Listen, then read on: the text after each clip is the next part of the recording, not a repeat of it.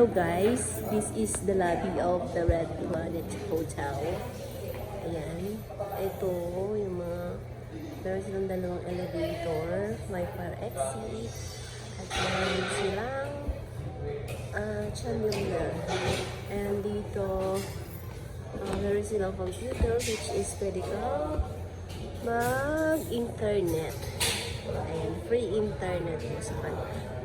So, ayan. So, yung mga magpapa-interview or gustong mag-stay, you can stay here at Red Planet Hotel. Super okay na rin sa mga, it's a budget-friendly price. Ayan, dito kami sa lobby. Tapos na yung CRDA niya kanina. Punta sana kami sa my park, kaso umuulan din. Dito muna kami mag-stay habang hinihintay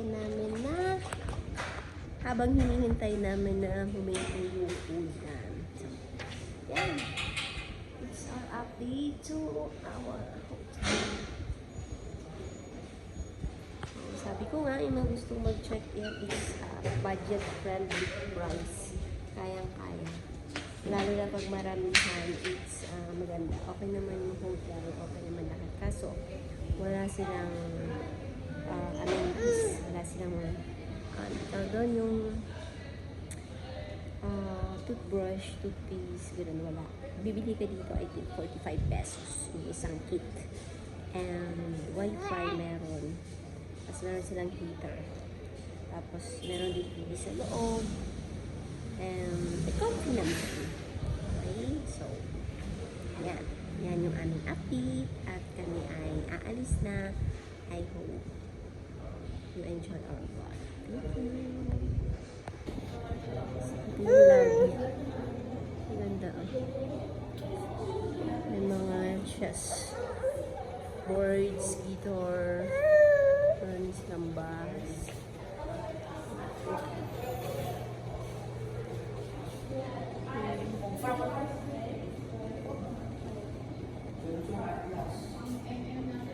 Ito yung lobby.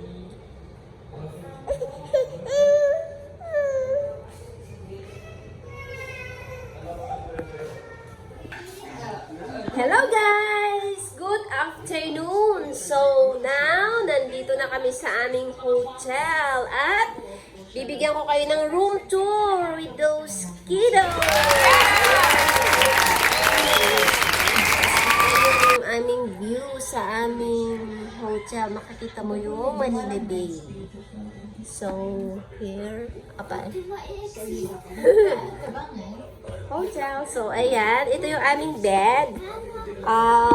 Ang binook naming bed is queen bed. But, tinanong nila ako kung anong prefer kong bed. Dalawa. So, kumuha ko ng dalawang single bed na lang kasi meron kaming baby. Just in case na ayaw magkatabi ng magkapatid kasi baka magkabanggaan, magkaipitan. So, ayan. So far, ito yung room. Medyo maliit siya, pero okay na rin sa mga nagtitipid na kagaya namin. Actually, sorry pala kasi maingay kami, kararating lang namin. Kasi check-in lang. So, meron silang dalawang cup. Ito, pang coffee. Tapos meron kaming heater.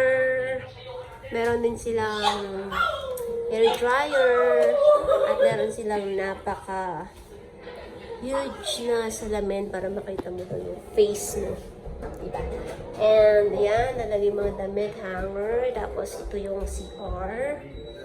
Pakita ko sa inyo para meron kayong idea. Pag kayong nag-book ng inyong nag-stayan dito lang malapit sa embassy, 5 minutes walk, sabi nila. Hindi pa namin nakita yung labas. Pero later, titignan namin at i-update ko kayo kung ilang minuto siya. So, ayan. Yung lababo.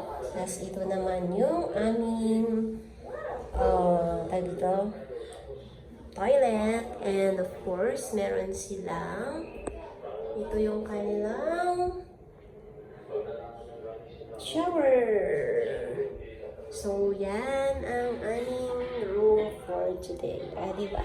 So, hanggang dito na lang po ulit. And later, we will update you. So, ito yung aming pantry.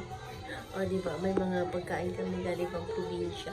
Marami talaga akong dinala dahil ang alam ko, maraming makakakain ng marami yung aking dalaga. Ito yung naman ng rep namin. Naman na rin. Konti. Resito. Tsaka ano. So, yan. Tapos, may bote ng baby. Para kay baby. Makalat kasi kakakain lang. Baby.